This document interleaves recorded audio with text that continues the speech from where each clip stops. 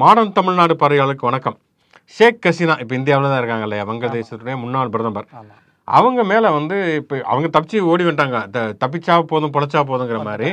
இப்போ அவங்க மேலே ஒரு கொலை முயற்சி வழக்கு பதிவு பண்ணியிருக்கிறாங்க. என்ன கொலை முயற்சின்னா, அந்த பேரணி நடந்தது இல்லையா, அந்த டாக்காவில் வந்து பேரணி நடந்தப்போ, மாணவருடைய பேரணி நடந்தப்போ வன்முறை வெடித்தது, அதுக்காக துப்பாக்கி சூடு நடத்திருக்கிறாங்க. அந்த துப்பாக்கி சூடுக்காக ஷேக் ஹசீனாக்கும் சேர்த்து கொலை முயற்சி வழக்கு அவங்க இருக்கும் பொழுது தான் அது வந்து அதிகாரம் கொடுத்துருப்பாங்க அப்படிங்கிறதுனால. அப்போ அந்த பேப்பர் பார்த்துட்டு ஒருத்தர் துப்பாக்கி சூடு தெரியும்னு சொன்னாரு.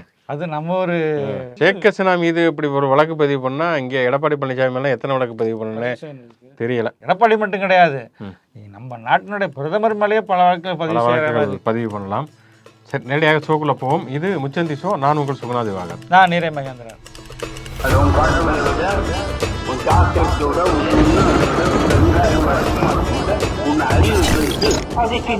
வழக்கமாக வந்து ஏதாவது சின்ன சின்ன அக்யூஸ்டுகளை வந்து கைது பண்ணுவாங்க, அது ஒரு செய்தி ஆகும் அப்படின்னு பார்த்துக்கிட்டு இருப்போம். இப்போ சமீபத்தில் வந்து எல்லா பொருளாதார குற்றங்களும் வந்து கோடிகளில் தான் போடுது. 500 கோடி 600 கோடி 1000 கோடி அப்படின்ட்டு 100 கோடி பே 100 மாதிரி. ஆக்சுவலாக என்னென்னா, பெரிய பெரிய தொழிலதிபர்கள் தான் வங்கிகளை ஏமாற்றுவாங்க. விஜய் மல்லையா, நீரவ் மோடி, மெகுல் சோக்சிங்கிற மாதிரி.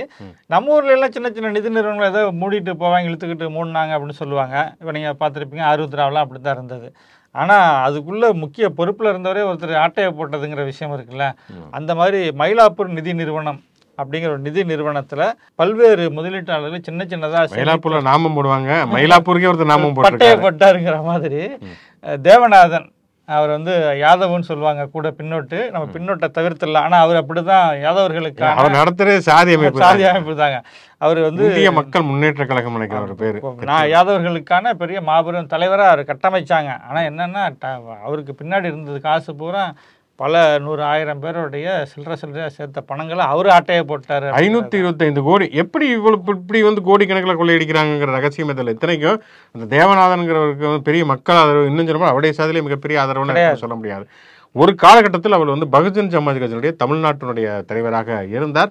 அப்போதே வந்து அவர் மீது ஊழல் குற்றச்சாட்டுகள்லாம் உண்டு. அதாவது உத்தரப்பிரதேச மாயாவதி முதல்வராக இருந்தபோது அவருக்கு தமிழ்நாட்டில் பிஎஸ்பின்னா என்னன்னே தெரியாத ஒரு காலகட்டத்திலேயே தேவநாதனை பொறுத்த வரைக்கும் அவர் மீது குற்றச்சாட்டுகள் உண்டு. அதுக்கப்புறம் ஒரு தலித் அமைப்பிற்கு தமிழ்நாடு தலைவராக இருந்த அவர் அதை விட்டு வெளியில் வந்து நேரடியாக அவருடைய ஜாதிக்கு ஒரு அமைப்பை ஏற்படுத்தினார். அமைப்பை ஏற்படுத்தியது மட்டுமல்ல, தீவிர இந்துத்துவ ஆதரவாளராக இருந்தார். கடந்த தேர்தலில் சிவகங்கை தொகுதியில் வந்து நாடாளுமன்றத்துக்கு எதிராக போட்டியிட்டார். இடையில வந்து திராவிட கழகத்தினுடைய தலைவர் ஆசிரியர் வீரமணி அவர் வந்து கிருஷ்ணனை இழிவுபடுத்தி விட்டார் அப்படின்னு சொல்லிட்டு அதுக்கு எதிரான பெரிய போராட்டம்லாம் சொல்லி மாதிரிலாம் விஷயங்கள்லாம் பண்ணாருன்னு வச்சுக்கலாம். வந்து இப்போ பார்த்தோம்னா வந்து இப்போ அவர் கைது செய்யப்பட்டிருக்கிறார். பிஜேபி காரங்கனாலே மோசடி, பிஜேபியோட கூட்டணி இருக்கிறவங்களும் மோசடிங்கிற மாதிரியான ஒரு சூழல் இருக்கு. நதியெல்லாம் வந்து ஏதாவது ஒரு கங்கையில் போய் கலக்குவாங்க. இந்த மாதிரி மோசடி பேர்கள் அனைத்து பேருமே மிகப்பெரிய கங்கை நதியா ஆதரவு கொடுக்குற இடமா வந்து வாஷிங் மிஷின் எங்க தானே இருக்குது. Monica guarantee washing machine. Annamalai ஒரு ட்வீட் போட்டிருக்காரு இவருடைய கைதை பொறுத்து. அந்த கைதுல என்னன்னா வந்து அவர் வந்து தவறு செஞ்சா கைது பண்ணிக்கங்க, பட் இது வந்து இந்தியா கூட்டணி, இது அதனால தேசிய ஜனநாயக கூட்டணி வந்து பழிவாங்க நடவடிக்கையாக இருக்கக்கூடாது. தவறு செஞ்சா கைது பண்ணிட்டு தவறு செஞ்சிருக்காருன்னு நிரூபிக்கப்பட்டது. 520 கோடிங்கிறது ரொம்ப மயிலாப்பூரில் பார்ப்பீங்க. மயிலாப்பூரில் உள்ள சின்ன வழக்கமாக அவங்க ரொம்ப சேமிப்பில் ரொம்ப அக்கறையாக இருப்பாங்க. கொஞ்சம் கொஞ்சமாக கொட்ட காசு இவர் வந்து எலெக்ஷன் வேலைக்கு தான் அது செலவு பண்ணியிருக்காரு. அதுவரை அவங்க வேடிக்கை பார்த்துட்டு இருந்திருக்காங்கிறது இருக்குல்ல. அவால் ஆச்சரியமாக சின்ன சின்ன விஷயத்துக்கு கூட கணக்கு பார்க்குற அவால் வந்து 520 கோடியை விட்டாளுங்கிறது தான். ஆனால் இதில் வந்து வெறுமனே தேவநாதன் மட்டும்தான் தொடர்புல இருக்காரா, இல்லை மற்றவங்க யாராவது தொடர்புல இருக்காங்களா? ஏன்னா ஏற்கனவே ஒரு நிதி நிறுவனத்தின் மீதான குற்றச்சாட்டுகள்ங்கிறது பல முறை பேசப்பட்டது. ஆர்கே சுரேஷ் எல்லாம் விசாரிக்கப்பட்டார் அப்படிங்கிறது அவரும் பிஜேபியை சேர்ந்தவர் தான் அப்படிங்கிறது. பிஜேபிக்காரங்கிட்டே ஆட்டை போடுறதுங்கிறது கௌதமி வழக்கிலேயே பார்த்தோம். கிட்டத்தட்ட அண்ணாமலைக்கெல்லாம் சீனியர் கௌதமி 25-30 வருஷம் வந்து அந்த கட்சியில் இருந்தவங்க. இந்த நில மோசடி வழக்கு ஐயப்பன்கிற ஒரு பிஜேபி நிர்வாகி வந்து அவங்ககிட்ட வந்து ஆட்டையை போட்டது வந்து தெரிந்ததுக்கு பிறகு அவங்க வந்து கட்சியை விட்டு வெளியில் போனாங்க அப்படிங்கிற விஷயங்கள்லாம் பார்த்தோம். ஆக மொத்தம் மோசடியை உன் பேர் தான் பாஜகவாங்கிற மாதிரி சொன்ன மாதிரி இந்த தேவநாதன் அவர் மட்டுமே அதை செய்யறதுக்கு வாய்ப்பு இல்லை. அதில் வேற யாருக்கெல்லாம் பங்கு இருக்கு அப்படிங்கிறதையும் நோக்கி விசாரணை தொடர வேண்டும். பிஜேபி அப்படிங்கிறப்பதான் வந்து பிஜேபிக்கும் அதிமுகவுக்கும் இடையிலான உரசல் அப்படிங்கிறது அடுத்தடுத்த கட்டத்துக்கு நகர்கிறத நம்ம பார்க்கிறோம். உதாரணத்துக்கு வந்து 2 பேர், கடம்பூர் ராஜு அவர் கொஞ்சம் சாப்பிட்டா சொல்லியிருக்காரு. என்னன்னா வந்து எங்கள் ஆட்சி காலகட்டத்திலையுமே வந்து எங்கள் ஒன்றிய அரசுங்கிறது எங்களுக்கு துரோகம் தான் செய்தது அப்படிங்கிற விஷயத்த சொல்லியிருக்காரு. செல்லூர் ராஜு அவர் எப்பயுமே அதிரடியாக இருப்பார். அண்ணாமலை ஒரு பேட்டி கொடுத்துருக்காரு. என்னன்னா வந்து அதிமுகவோட கூட்டணி வைக்கணும்னா அவங்க கூட்டணி ஆட்சின்னு ஒத்துக்கிட்டா நாங்கள் வேணால் வச்சுக்கிறோம் அப்படின்னு இருக்கிறாரு. அண்ணாமலை வந்து அண்ணாமலை செல்லூர் ராஜு அவ்வளோ கேவலமாக இருக்காது, சொல்லவே முடியாது. வந்து அவன் இவன் ஒருமையில திட்டது மட்டும் இல்லாமல் இவர் சீட்டு கொடுத்து நம்ம போய் நிக்கிறதுக்கு தூக்கு போட்டு தொங்கிடலாமையா அப்படிங்கிற மாதிரி பேசியிருக்காரு. உண்மைதான் கூட. ஆக்சுவலா அதுல ஒரு சாஃப்ட் கார்னர் எடப்பாடி கிட்ட இருக்குதுங்கிற மாதிரி பார்க்கிறோம். ஒருவேளை இவங்க 2026 தனித்து நிற்கிறதா கூட்டணியில் நிற்கிறதாங்கிற குழப்பம் இருந்துகிட்டே இருக்கிற நேரத்தில் திரும்ப தொடர்ந்து எல்லா நிர்வாகிகள்ட்டையும் ஆலோசனை பண்ணுறாங்க. எடப்பாடி தாக்குப்பிடிச்சு நிற்கிறதே வந்து பிஜேபி ஆதரவில் தான் அப்படிங்கிற ஒரு கருத்தும் இருந்துகிட்டு இருக்கு.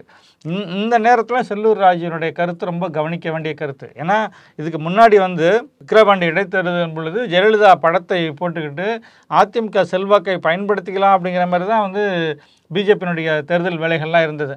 அப்போ பொழுதே வந்து தீவிரமாக எடப்பாடி வந்து எதிர்ப்பு எதுவும் தெரிவிக்கலை. அவர் எதிர்ப்பு அண்ணாமலை எடப்பாடி வந்து போட்டியிடாத காரணமே 3வது இடம் 4வது இடம் போவாங்க, அங்கேயுமே டீஸ் பண்ண தானே செஞ்சார். அப்படி இது தொடர்ந்து வந்து இந்த மாதிரி செல்லூர் ராஜு, நீங்க கடம்பூர் ராஜு இந்த மாதிரி தான் தென் மாவட்டத்தில் உள்ள ஆட்கள் தான் வந்து இந்த மாதிரியான எதிர்ப்பு நிலையில பதிவு செய்யறாங்களே தவிர தலைமையில் இருக்கிறவங்க தீவிரமா பதிவு செய்யலைங்கிறது இன்னைக்கு அவருக்கு தெரியாது. ஆரியம் தெரியாது, திராவிடம்னா தெரியாது. அதனால வந்து விமர்சனங்கள் கொஞ்சம் கொஞ்சமா இருக்கிறது. அது உண்மையா போயாங்கிறத போக போக பார்ப்போம். தமிழ்நாடு அரசு வந்து பல திட்டங்கள் மாணவர்கள் நலன் சார்ந்து எடுத்துக்கிட்டு இருக்கிறாங்கிறத நம்ம தொடர்ந்து பேசிக்கிட்டு இருக்கிறோம். குறிப்பாக வந்து பெண்கள் நலனில் அக்கறை கொண்ட திட்டமாக வந்து மகளிர் உரிமை தொகையாக தொடங்கி விலையில்லா பேருந்து தொடங்கி பண்ணாங்க. அதில் ஒரு திட்டமாக நம்ம ஏற்கனவே இந்த தொடரில் பேசியிருக்கிறோம். அந்த தாலிக்கு தங்கம் அல்ல, அது கல்வியை நோக்கி பெண்களை நகர்த்துவதற்கான திட்டம் தான் வந்து மூவலூர் ராமாமிர்த ஐயா திருமண நிதி திட்டம் அப்படிங்கிறத பேசணும். அதனுடைய நவீன வடிவம் தான் புதுமை பெண் திட்டம். இந்த புதுமை பெண் திட்டம் வந்து கல்லூரி போகிற பெண்களுக்கு உயர் தொகை மாதம் மாதம் கொடுக்கறது அப்படின்னு அறிவித்தோம். அதில் அரசு உதவி பெறும் பள்ளி தொடக்கத்திலே எதிர்ப்பு இருந்தது, இது வந்து தாலிக்கு தங்கம் கொடுக்கல அப்படிங்கிற மாதிரி. ஆனால் மக்கள் புரிஞ்சுக்கிட்டாங்க. பெண் குழந்தைகளை கல்லூரிக்கு அனுப்பும் பொழுது அவங்களுக்கு அது வசதியாக இருக்குதுங்கிறது புரிஞ்சுக்கிட்டாங்க. அதில் வந்து என்னன்னா இப்போ சமீபத்தில் வழக்கமாகவே வந்து பொதுவாக இங்கே இந்த மது பழக்கத்தை வந்து கனெக்ட் பண்ணி ஒரு விஷயத்தையும் அரசியல் பண்ணுறது இருக்குல்ல, அப்படி சில கும்பல் வந்து புதுவை பெண் திட்டத்தில் பணத்தை வாங்கிட்டு பெண் குழந்தைகள் வந்து மது அருந்துறாங்க அப்படின்னு சொல்லிட்டு சொல்றாங்க. சில பள்ளி மாணவிகள் மது அருந்தக்கூடிய வீடியோ எடுத்து பார்த்தீங்களா, இந்த 1000 ரூபாய் வாங்கி தான் அவங்க வந்து மது அருந்துகிறார்கள்ங்கிற வீடியோ. அது தமிழ்நாடு அரசே வந்து முதல்ல வந்து மாணவர்களாக இருந்தாலும் சரி மாணவிகளாக இருந்தாலும் சரி அவருடைய முகங்களை நேரடியாக சித்தரிக்கிற மாதிரியான வீடியோக்களை வெளியிடுவது சட்டப்படி தவறான ஒரு விஷயம். அப்படி பண்ணது தவறு. 2வது தவறு என்னன்னா, இந்த திட்டம் தொடங்கப்பட்டது அப்படிங்கிறது வந்து முன்பு நடந்த ஒரு சம்பவம். அந்த சம்பவம் மாணவிகள் மது அருந்துவதுங்கிறது அவங்களுக்கு கூப்பிட்டு நாங்கள் கவுன்சிலிங்குமே கொடுத்துருக்குறோம். அப்படி இருக்கிற நேரத்தில் புதுமை பெண் திட்டத்துக்கும் அதுக்கும் அந்த சம்பவத்துக்கும் எந்த விதமான தொடர்புமே கிடையாது. அப்படி இருக்கிறது இதை அவதூறு செய்வதாக நீங்க அதை பண்ணக்கூடாது. இல்ல அந்த தொகை வந்து பணம், அது ஏதோ ஒன்று பணம், அந்த புதுமை பெண் பணம் தாங்கிறதுக்கு என்ன அது கிடையாது. 1000 ரூபாய் கொடுக்குறாங்க வாங்கிட்டு எங்கதான். அதாவது இப்போ பொதுவாகவே வந்து எப்படியான ஒரு ட்ரெண்டாக இருக்குதுன்னா, நீங்க அரசு வந்து எந்த தொகை கொடுத்தாலும் சரி அது டாஸ்மாக் தானே போகுது அப்படிங்கிறது. நான் இந்த சென்னையில பெருவெள்ளம் நடந்தப்ப ஒரு டிவி டிபேட்ல இருக்கிறப்ப அப்ப என்னன்னா வந்து அந்த சென்னை பெருவெள்ளத்துல நிறைய இடங்களில் ஏடிஎம்கள் பாதிக்கப்பட்டது அப்படிங்கிறனால நேரடியாகவே தொகை கொடுத்தாங்க ரேஷன் கடையில. அப்ப என்ன சொன்னாங்க, நேரடியெல்லாம் கொடுக்க கூடாதுங்க, ஏடிஎம் மூலம் கொடுங்க அப்படின்னாங்க. ஏடிஎம் மூலம் பேங்க்ல போடுங்க. நாங்கள் பேங்க்ல போட்டாலும் ஏடிஎம்ல போய் எடுக்க முடியாதுங்க, நிறைய ஏடிஎம் சென்டர்லையுமே வந்து தண்ணீர் நுழைஞ்சிருச்சு அப்படிங்கிறனால எடுக்க முடியாது அப்படின்னா, இல்ல நீங்க வந்து கையில கொடுத்தா வந்து அதை வாங்கிட்டு டாஸ்மாக் தான் போவாங்க. ஏன் அக்கௌண்ட்ல போட்டா ஏடிஎம்ல காசு எடுத்துட்டு போய் யாரும் டாஸ்மாக் போக மாட்டாங்களா? தொடர்ச்சியா இருக்குது. நீங்க பொங்கல் பரிசு தொகுப்புக்கு வந்து தொகை கொடுத்தாலும் நேரடியா இவங்க டாஸ்மாக் போங்கிறாங்க, நிவாரண தொகை கொடுத்தாலும் அதுதான் வருது. இந்த நேரடியான உதவித்தொகை இருக்குல்ல, இந்த நேரடியான உதவித்தொகைங்கிறது கிராமப்புற பொருளாதாரத்தை வலுப்படுத்துகிற ஒரு விஷயம். மக்கள்கிட்ட பணம் புழங்கும் பொழுது என்னென்னா அவங்க இயல்பாகவே அவங்க வந்து ஒரு செலவு பண்ணுற ஒரு தன்னிறைவு அடைகிறாங்கிறது, அன்றைக்கு தேவை நிறைவேற்ற அந்த பொருளாதாரம் அந்த கிராமப்புறத்தை என்வலப் பண்ணணும், எம்பவர் பண்ணுங்கிறது. இப்போ நீங்கள் இந்த பெண்களுக்கான உரிமை தொகை திட்டமே அப்படியான எம்பவரிங் திட்டம் தான். அதனோட விதம் தான். இதை தவிர இவங்க உள்நோக்கு நிறைய கற்பிக்கிறாங்கிறத பார்க்க. பொதுவாக அடித்தட்டு மக்கள் தான். அடித்தட்டு மக்களுக்கு நீங்கள் பணம் கொடுக்குறீங்க, உதவித்தொகை பண்ணீங்கன்னா உடனே அவங்க குடிப்பாங்கிறதே ஒரு மேல்தட்டு எலைட் மனோபாவம் தான். ஏன் நடுத்தரவருக்கும் உயர் நடுத்தரவருக்கும் மேல்தட்டு மக்கள்லாம் போய் நட்சத்திர ஹோட்டல்லையோ அல்லது ஏசி பார்லையோ போய் சரக்கடிக்கிறது இல்லையா? அது ஒன்றும் பிரச்சனை கிடையாது உங்களுக்கு. நீங்கள் 1000 ரூபாய் 2000 கொடுத்தா உடனே அவங்க டாஸ்மாக் போயிடுவாங்க, எதுக்கு எடுத்தாலும் டாஸ்மாக் போயிடுவாங்க. இந்த கியூரியாசிட்டி இருக்குல்ல, இந்த கியூரியாசிட்டி ஒரு வன்மமான கியூரியாசிட்டி தான். அந்த வயதில் பெண் குழந்தைகளோ ஆண் குழந்தைகளுக்கோ இருக்கக்கூடிய அந்த விடலைத்தனமான துருதுருப்பை வந்து சரி பண்ணுறது, மேம்படுத்துறது, அவங்களுக்கு கவுன்சில், இப்படி தான் நம்ம யோசிக்கணுமே தவிர. ஏன்னா இந்த புதுமை பெண் திட்டத்திலேயே இப்போ சமீபத்தில் இன்னொரு உதாரணத்தை சொல்ல முடியும். கல்வி கற்க முடியாமல் இடைநிற்ற ஒரு பெண் வந்து அவங்க குழந்தைய 9வது படிக்கிறாங்க. 12 ஆண்டுகளுக்கு பிறகு அவங்க கல்வி நிறுவனங்களுக்கு போகிறாங்க. உயர்க 12th முடிச்ச பிறகு இப்போ காலேஜ் போகிறாங்க. ஏன்னா இந்த புதுமை பெண் திட்டத்தை வாங்கி கல்லூரி பணம் கட்டுறாங்க. இந்த உதாரணம் இருக்குது. இந்த உதாரணத்தை தான் நம்ம பேச வேண்டியது இருக்க தவிர, இந்த மாணவிகள் வந்து இப்படி பண்றாங்கன்னு கனெக்ட் பண்றதுன்னு இருக்குல்ல. இன்னும் சில பேர் என்னன்னா அந்த டேட்டாவுகளை குழப்பி வந்து இப்ப காலை சுருணி திட்டம் தராங்களா, இது வந்து உதவாத ஒண்ணு, புதுமை பெண் தராங்களா, ஏதாவது தப்பான தரவுகளை வன்மமான ஒரு பத்திரிகை வந்து பண்ணதுல காலை உணவு திட்டம் கொடுத்தா கக்கூஸ் நிரம்பி வழி அப்படின்னு சொல்லிட்டு இது ஒரு வன்மமான மன சிந்தனை போக்கு தான் இது. இந்த வன்மமான சிந்தனை போக்கு கண்டிக்கப்பட வேண்டிய, கண்டிப்பாக நிச்சயமாக கண்டிக்கத்தக்கது. புதிய தமிழகத்துடைய தலைவர் டாக்டர் கிருஷ்ணசாமி என்னன்னா இந்த உள்ளிடஒதுக்கீட்டுக்கு எதிரானதாக தமிழ்நாடு முழுக்க போராட்டத்தை நடத்த போவதாக அறிவித்திருக்கிறார். ஏற்கனவே 2009 கலைஞருடைய ஆட்சி காலகட்டத்தில் அந்த அறந்து உள்ளிடஒதுக்கீடு தொடர்பாக அனைத்து கட்சி கூட்டம் நடந்த பொழுது அதற்கு எதிர்த்து வெளிநடப்பு செய்தவர் கிருஷ்ணசாமி. இப்போதுமே அதே நிலைப்பாட்டில் தான் அவர் இருக்கிறாருங்கிறத நம்ம பார்க்கிறோம். இப்போ இவர் மட்டும் இல்லை, விடுதலை சிறுத்தைகளில் சில பேர், குறிப்பாக விடுதலை சிறுத்தைகளுடைய பொதுச் செயலாளராக இருக்கக்கூடிய ரவிக்குமார் எம்பி, அவருமே தொடர்ச்சியாக உள்ளிடஒதுக்கீட்டுக்கு எதிரான கருத்துக்களை அவர் வந்து ஆதரவு திரட்டிட்டு இருக்காங்க பார்க்கிறோம். இப்போ வந்து வட மாநிலங்களில் வந்து மாயாவதியாக இருக்கட்டும், சிராக் பஸ்வான், பிரகாஷ் அம்பேத்கர், ராமதாஸ் அத்வாலே, இந்த மாதிரியான தலித் தலைவர்களும் கூட உள்ளிடஒதுக்கீட்டுக்கு எதிரானதாக இருக்கிறார்கள் அப்படிங்கிறத பார்க்குறோம். பிரகாஷ் அம்பேத்கர்லாம் அம்பேத்கருடைய உறவினர், அப்படி இருந்துமே அவர் அம்பேத்கருடைய பேரன், அவர் இப்படியான ஒரு நிலைப்பாட்டை எடுக்கிறார் அப்படிங்கிறது ரொம்ப அதிர்ச்சி அளிக்கக்கூடியதாக இருக்கிறது. இது தொடர்பாக பார்த்தோம்னா வந்து நேற்று தமிழ் இந்துல புனித பாண்டியன் ஒரு விரிவான கட்டுரை எழுதியிருக்கார். அம்பேத்கர் உள்ளிடஒதுக்கீட்டுக்கு எதிரானவரா அப்படிங்கிறது.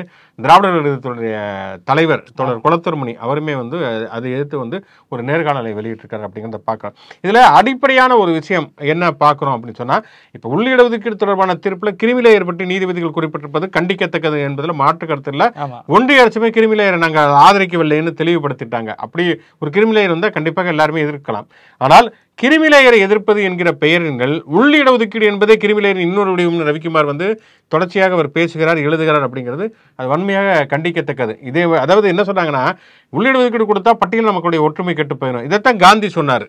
தாழ்த்தப்பட்டவருக்கான தனி வாக்காளர் தொகுதி கொடுத்ததுன்னா இந்துக்களுடைய ஒற்றுமை கெட்டுங்கிறப்ப அம்பேத்கர் என்ன சொன்னா, இந்துக்கள் என்னைக்கும் ஒற்றுமையா இருந்தாங்க, ஏற்கனவே பிரிவினையாக தான் இருக்கிறாங்க, அப்படி இருக்கக்கூடிய சொல்ல அதே எப்படி கெடும்னு. அதே மாதிரி தான் பட்டியலினம் என்கிறது ஒன்று அரசியல் நிர்வாக அமைப்புக்காக உருவாக்கப்பட்டாலும் கூட அங்கேயுமே கூட இவர்கள் பறையர்கள், தேவேந்திர வேளாளர்கள், அருந்ததிகள் என்கிற பிரிவு இருக்கிறது. அதை தாண்டி நிறைய சின்ன சின்ன சாதிகளுமே இருக்கிறது அப்படிங்கிறத பார்க்கிறோம். அப்ப மக்கள் தொகை அடிப்படையில் மட்டுமல்ல இடஒதுக்கீடு என்பது, யார் சமூக ரீதியாகவும் கல்வி ரீதியாகவும் பின்தங்கி இருக்கிறார்களோ அவர்களுக்கு கூடுதல் முக்கியத்துவம் கொடுப்பதுதான் சமூக நீதி. அப்படி பார்க்குறப்ப பட்டியலினத்தில் வந்து மிகவும் பின்தங்கியவர்களாக அருந்தைகள் இருந்தார்கள் என்பதற்கான தரவுகள் ஜனாதிபதியுடைய கமிட்டியில் அறிக்கையில் இது வந்து அது சமூக நீதி கண்ணோட்டத்துக்கு எதிரான மனநிலையில தான் தொடர்ந்து பேசிட்டு இருக்காரு. ஏன்னா சமூக நீதி பேசக்கூடிய விடுதலை சிறுத்தைகள் கட்சி வந்து அவங்க இந்த உள்ஒதுக்கீட்டுக்கு எதிராகவே, சமூக நீதி சிந்தனைக்கு எதிராகவே இருக்கிறாங்க, அதை பார்க்க முடியுது. அப்போ நீங்கள் அது விமர்சனமாக நம்ம வைக்கிறது என்னன்னு கேட்டிங்கன்னா, தனக்கு கீழே இன்னொருத்தவங்க இருக்காங்க பொழுது அவங்களுக்கு கை தூக்கி விட்டுறதோ இல்லை கை கொடுக்காமலோ அவன் கீழவே இருக்கணும் அப்படிங்கிறது நினைக்கிறதுன்னு இருக்குல்ல. அங்கே தாழ்த்தப்பட்ட இந்த இடஒதுக்கீடு கொடுக்கக்கூடாதுன்னா அவங்களை எங்கே சேர்க்கறது அப்படிங்கிறது கேள்வி இருக்குது. அதை நோக்கியும் வந்து பேசலாம், அதை பேசுறது கிடையாது. அப்போ தனக்கு கீழே இன்னும் விளிம்புநிலையில் ஒரு ஆள் இருக்கிறத அவங்க விரும்புகிறாங்க அப்படிங்கிற மாதிரியான ஒரு தோற்றத்தை தான் அந்த இது உருவாக்கு தொடர்ந்து அவங்களோட பேச்சுக்கள். இதுக்கும் வந்து இந்து மதத்தினுடைய இந்த சனாதன கட்டமைப்புக்கும் என்ன வித்தியாசம் இருக்குது அப்படிங்கிறது இருக்குல்ல. அது ஒரு வகையான பார்ப்பனிய மனநிலை தான். அதை விட என்னன்னா, ஒரு காலகட்டத்தில் வந்து பெரியாரை தலித் விரோதிகளாக சித்தரிக்கிறப்ப என்ன சொன்னாங்கன்னா, பெரியார் வந்து பார்ப்பன எதிர்ப்புங்கிற பேரில் பெரும்பான்மை வாதம் வைத்தார், அந்த பெரும்பான்மை வாதம் தலித்துகளுக்கு எதிராகவும் திரும்பும் அப்படின்னு சொன்னவங்க சாதிவாரி கணக்கெடுப்புக்கு எதிராக இதே ரவிக்குமார் கட்டுரை எழுதியிருக்காரு. அதில் என்ன சொல்லியிருக்காருன்னா, அந்த காலகட்டத்தில் வந்து ஜாதிவாரி கணக்கெடுப்புனா அது பெரும்பான்மை ஜாதிகளுக்கு தான் துணை சேர்க்கும்னு எழுதுறாரு. இன்னைக்கு அவர் என்ன சொல்றாருன்னா, பட்டியலினத்தில் வந்து எங்களுடைய சாதி தான் பெரும்பான்மை ஜாதி, எங்களுக்கு உள்ளிடஒதுக்கீடு கொடுங்கிறாரு. எந்த பெரும்பான்மைவாதம் எதிரானதுன்னு சொன்னவங்களோ இன்னைக்கு அப்படியான ஒரு வாதத்தை வைப்பதுங்கிறது ஒரு வினோதமாகத்தான் இருக்கிறது அப்படிங்கிறத நம்ம பார்க்குறோம். இன்னொரு தவறான தகவலையுமே தொடர்ச்சியாக பரப்பிட்டு என்னன்னா, அருந்ததிகள் இந்த 3% தாண்டி அந்த 15% அபகரித்து கொண்டுகிறார்கள் அப்படிங்கிற ஒரு தரவுகளே இல்ல. ஆமா, கூடுதலா சொல்றது அப்படிங்கறத நம்ம பார்க்கிறோம். இடஒதுக்கீட்டுக்கு எதிராக இதற்கு முன்னால் பார்ப்பனர்கள் என்ன மாதிரியான கருத்துக்களை முன் வச்சிருக்காங்களோ, அதாவது எங்களுடைய வாய்ப்புகளை பறிச்சிடுறாங்க அப்படிங்கிற மாதிரி, இல்லை இந்துக்களுடைய ஒற்றுமையை குலைச்சிடறாங்க, அந்த மாதிரியான ஒரு வாதத்தை தான் இப்போ வந்து இவங்க அந்த உள்ளிடஒதுக்கீட்டு எதிர்ப்புகள் முன்வைக்கிறார்கள். பட்டியலின மக்களுடைய ஒற்றுமைகளை வந்து குலைத்து விடுகிறார்கள், அதே மாதிரி எங்களுடைய வாய்ப்புகளை பறித்து விடுகிறார்கள்ங்கிற மாதிரியான வாதங்களையுமே முன்வைக்கிறார்கள். இது கடைசியில் கொண்டு போய் இந்த பார்ப்பனிய சிந்தனைக்குள்ள தான் கொண்டு போய் இது என்னன்னா விடுதலை சிறுத்தைகளுடைய எம்பி ரவிக்குமார் முன்வைக்கிறார். விடுதலை சிறுத்தைகள் கட்சி நிலைப்பாடா அப்படிங்கிறது தெரியல. ஏன்னா விடுதலை சிறுத்தை கட்சியினுடைய தலைவர் திருமாவளவன் வந்து தொடர்பான ஒரு தெளிவான அறிவிக்கை எதுவும் சொல்லல. ஆனால் அவருடைய வாதத்திலையுமே கொஞ்சம் குழப்பங்கள் இருக்குது. அவர் என்னன்னா உள்ளிடஒதுக்கீட்டு நாங்கள் எதிர்க்கவில்லை அப்படின்னு சொல்றாரு. ஆனால் கேட்டகரைசேஷன் என்பதை நாங்கள் எதிர்க்கிறோம் அப்படிங்கிறாரு. உள்ளிடஒதுக்கீடு என்பது ஒரு வகையான கேட்டகரைசேஷன். இப்போ பிசிக்குள்ள எம்பிசிங்கிறது ஒரு கேட்டகரைசேஷன். இந்த கேட்டகரைசேஷனுங்கிறது மாநில அரசுக்கு இருக்கக்கூடாதுன்னு சொல்றாங்க. மாநில அரசுக்கு இருப்பதனால தானே பிசி எம்பிசிங்கிற ஒரு கேட்டகரைசேஷன் இங்கே வருது. அப்போ வந்து ஏன் வந்து ஒன்றிய அரசிட்ட கொண்டு போய் கொடுக்கணும்? அப்போ வந்து ஒன்றிய அரசு இப்போ மாநில சுயாட்சி மாநாடுகள்லாம் வந்து விடுதலை சிறுத்தைகள் போட்டாங்கன்னு நம்ம பார்த்துருக்கிறோம். தொடர்ச்சியாக மாநில உரிமைகளுக்காக களமாடக்கூடிய ஒரு கட்சி விடுதலை சிறுத்தைகள் கட்சி. அவங்க வந்து மாநில அரசுகளுக்கு இடஒதுக்கீட்டை தீர்மானிக்கக்கூடிய உரிமை இருக்கக்கூடாது, குறிப்பாக பட்டியலின மக்களுடைய இடஒதுக்கீட்டை உள்ளுஒதுக்கீட்டுக்கான உரிமை இருக்கக்கூடாதுன்னு சொல்வதனுடைய காரணமே நமக்கு விளங்க மாட்டேங்குது. என்டையரா வேற ஒன்றா ஆயிடுது அப்படிங்கிறதா. ஸோ இது தொடர்பாக தீவிர உரையாடல்கள் நடத்தணும் அப்படிங்கிறதா விடுதலை சிறுத்தைகள் கட்சி இதுல ஒரு தெளிவான நிலைப்பாட்டை அறிவிக்கணும். எது வந்து தங்களுடைய அதிகாரப்பூர்வமான நிலைப்பாடு அப்படிங்கிறது தெளிவுபடுத்த வேண்டும். தொடர்ச்சியா மிச்சம் இந்த நிகழ்ச்சிக்கு உங்கள்கிட்ட இருந்து கிடைக்கக்கூடிய வரவேற்பு வந்து ரொம்ப மகிழ்ச்சியா இருக்கு எங்களுக்கு. வாய்ப்பு உள்ளவர்கள் இந்த நிகழ்ச்சியை இன்னும் வேகமா மக்கள் மத்தியில் கொண்டு சேர்க்கணும், பரவலாக கொண்டு போய் சேர்க்கணுங்கிறது எங்களுடைய வேண்டுகோளாகவும் இருக்குது. தொடர்பில் இருப்போம். தொடர்ந்து மிச்சம் இந்த நிகழ்ச்சியை வந்து விரும்பி பாருங்க. மாடர்ன் தமிழ்நாடு சேனலை வந்து சப்ஸ்கிரைப் பண்ணுங்க. தொடர்பில் இருப்போம். லைக் பண்ணுங்க, கமெண்ட் பண்ணுங்க, ஷேர் பண்ணுங்க. மீண்டும் நிகழ்ச்சி சந்திப்போம். நன்றி.